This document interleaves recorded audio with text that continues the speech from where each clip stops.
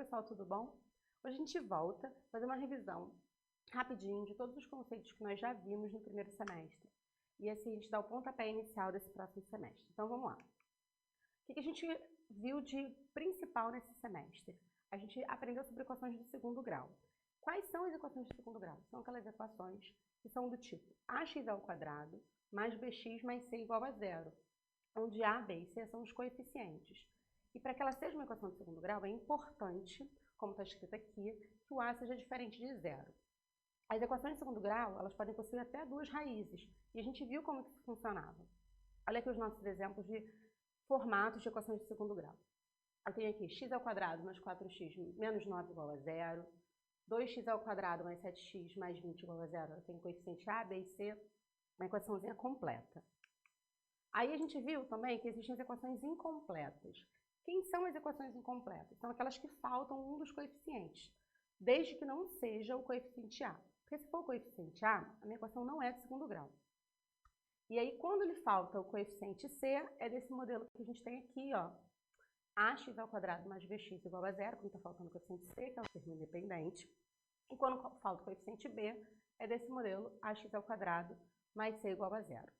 A gente viu também que existem umas formas de resolver as equações incompletas, cada uma tem a sua característica.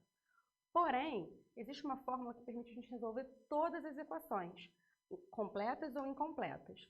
É a resolução usando a fórmula de Bhaskara. Só para a gente relembrar como é que funcionava. Eu identifico os coeficientes, em seguida eu calculo o discriminante, que é o delta. Como é que a gente calcula? Igual está aqui na nossa fórmula, b² menos 4ac. Calculei o discriminante, aí eu vou para a fórmula de Bhaskara, que é x igual a menos b mais ou menos raiz de delta sobre 2a. Quando a gente faz isso, a gente consegue descobrir as duas raízes. A gente faz a primeira raiz somando e a segunda raiz subtraindo. Um exemplo para a gente relembrar como é que funciona. Eu tenho x² menos 14x mais 48 igual a zero. Então, o primeiro passo que a gente tem que fazer é identificar quais são os coeficientes. O a é quem acompanha o x², o b é quem acompanha o x e o c é o termo independente. Então, nesse meu exemplo, o a vale 1, porque não tem ninguém junto com o x², então o coeficiente ele é 1. O b é o menos 14, que é quem acompanha o x, e o c é 48. Identifiquei os coeficientes. Segundo passo, o que eu tenho que fazer? Calcular o discriminante. Então, coeficientes identificados, a gente calcula o delta. A gente vai para essa linha aqui, ó. O meu delta é b² menos 4ac. Logo, meu delta vai ser menos 14². Lembra, quando os nossos números eles tiverem sinais negativos, a gente colocar sempre entre parênteses, para que a gente não se perca nesse sinal. Então, eu tenho menos 14² menos 4 vezes o valor de a, que é 1, vezes o valor de c, que é 48. Quando eu elevar um número ao quadrado, qualquer número elevado a uma potência par é sempre positivo. Então, menos 14² vai dar mais 196, como está nessa linha aqui. 196 menos 192, que é o resultado daquela multiplicação ali em cima. Subtraio, descubro o discriminante. Descobri o valor do discriminante, o que eu tenho que fazer? Agora eu vou para o último passo, aplicar a fórmula de Bhaskara. Então eu venho para essa linha que está aqui. X tem que ser menos b mais ou menos raiz de delta sobre 2a. Então vai ser menos o valor do b, que é menos 14, observa que continua dentro do parênteses. Mais ou menos a raiz do discriminante que a gente achou na parte de cima, que foi 4, sobre 2 vezes 1. Quando a gente fizer isso, a gente vai achar 14, porque menos com menos dá mais, 14 mais ou menos 2 sobre 2. Faz a primeira raiz somando, a segunda raiz subtraindo. Fez isso, a gente achou as duas raízes, 8 e 6. Só que nem sempre a gente tem as duas raízes reais. E existe uma forma da gente descobrir como são as raízes, não quem elas são. Quem elas são, a gente faz a fórmula de Bhaskara, que a gente acabou de ver.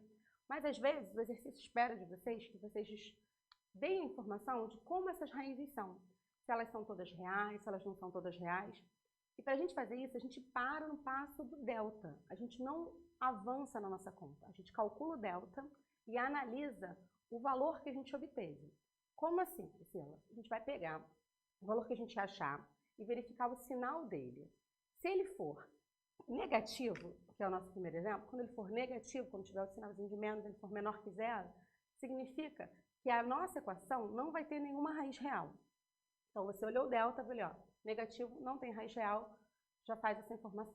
Quando o delta for igual a zero, lembrando que zero não tem sinal, a zero é neutro em relação aos sinais, quando o delta for igual a zero, significa que a nossa equação tem uma raiz real. E aí, vocês vão ver em alguns lugares, a gente já falou sobre isso, que a gente pode falar uma raiz real ou duas raízes reais iguais, significa a mesma coisa. O meu delta também pode ser maior que zero. E se o delta é maior que zero, aí é igual ao exemplo anterior, que eu tinha duas raízes reais diferentes. Isso é uma das coisas que a gente pode fazer em relação à equação de segundo grau. Quando eu não quero saber quem elas são, mas como elas são. Eu quero informações sobre as raízes dessa equação. Uma outra coisa que a gente viu foi as relações entre os coeficientes e as raízes de uma equação de segundo grau. Quem são essas relações? Eu quero a relação entre soma e produto dessas raízes. E, para saber a soma e o produto, eu não preciso descobrir quem são as raízes. Porque, às vezes, o que o exercício pede de você, que ele espera de você, é que você só dê essa informação de qual é o valor da soma e qual é o valor do produto. Então, o que a gente vai fazer? Aplicar as relações entre coeficientes e raízes. Como é que são essas relações? Aí, igual está aqui, ó, a soma entre as duas raízes de uma equação de segundo grau, a gente consegue descobrir fazendo menos o coeficiente b sobre o coeficiente a. Para descobrir o produto, a gente vai fazer o coeficiente c sobre o coeficiente a. E a soma dos inversos, a gente vai usar menos c sobre b. Muito tranquilo. Vamos seguir. Relações entre os coeficientes de uma equação e as raízes, a gente também pode reescrever uma equação de segundo grau usando a soma e o produto, que a gente acabou de falar. Se eu sei que a soma das raízes é menos b sobre a e o produto é c sobre a, eu posso reescrever uma equação com a soma e o produto. Seria dessa forma: x ao quadrado menos o valor da soma das raízes vezes x, mais o produto igual a zero. Se tiver alguma dúvida sobre isso, a gente volta, vocês voltam nos vídeos que vocês têm, que tem os exemplos resolvidos. A gente viu também equações que são redutíveis às equações do segundo grau. Elas não são de segundo grau direto, mas a gente consegue transformar em segundo grau e resolver. A primeira delas é a equação biquadrada. Por que ela se chama biquadrada? Porque ela tem um formato que eu consigo transformá-la numa equação de segundo grau e ela tem o quadrado ao quadrado. Por isso que ela se chama biquadrada. Então, elas são desse tipo aqui, ó.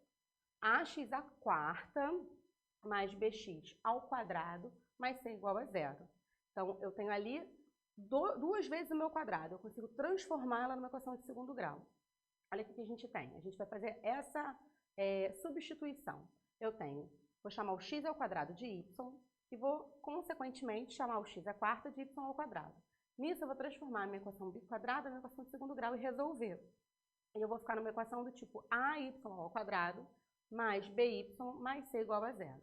Aí, como é que a gente faz? A gente resolve a equação em y, acha as raízes e volta nessa equivalência que a gente fez, nesse artifício que a gente usou.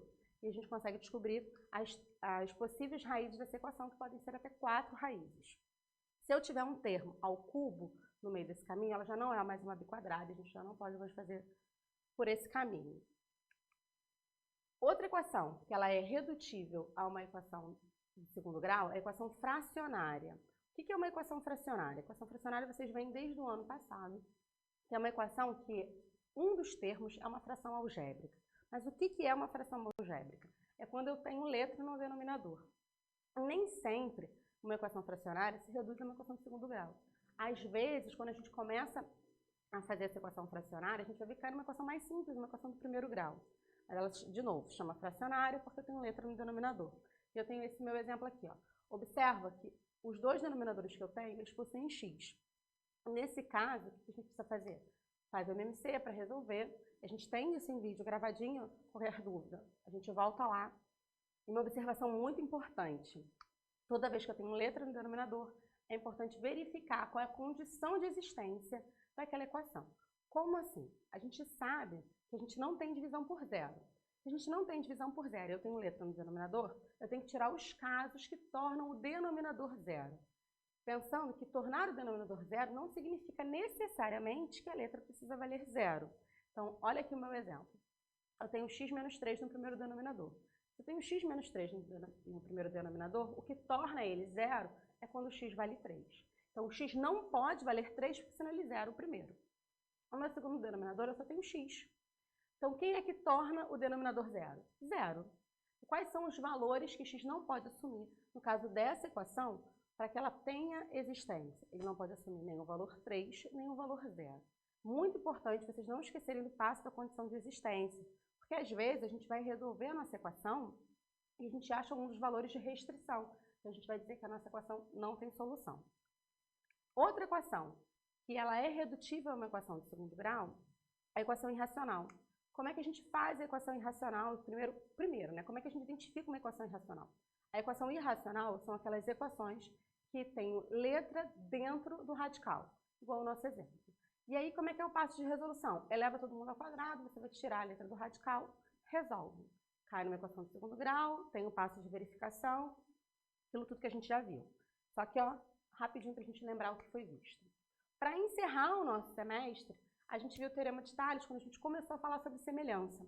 A gente viu um pouquinho sobre semelhança, viu o que significava um feixe de retas paralelas, viu a relação do feixe de retas paralelas cortadas por transversal, e o teorema de Tales vem trazendo para a gente a relação desse feixe de retas paralelas cortadas por transversal, mas uma relação de tamanho. Como assim? O teorema de Tales me diz que se eu tenho isso aqui, ó, eu tenho as retas A, B e C paralelas, cortadas pelas transversais M e T, o que eu vou fazer? O que eu tenho de equivalência? Eu sei que o espaço, esse segmento AB, ele é proporcional ao segmento BC. Da mesma forma que o segmento MN é proporcional ao segmento NP. Então, existe essa proporcionalidade. E aí, essa proporcionalidade pode ser estendida em vários passos. Então, eu tenho AB para AC, o pedacinho para o total, do mesmo jeito para o outro lado. Eu tenho um pedacinho para o meu total. E a gente pode fazer isso em várias frações. A gente encerrou os nossos estudos por aí. A gente conseguiu revisar um pouco do primeiro semestre. E a gente retoma no próximo vídeo a continuação dessa matéria. Beijos e até mais.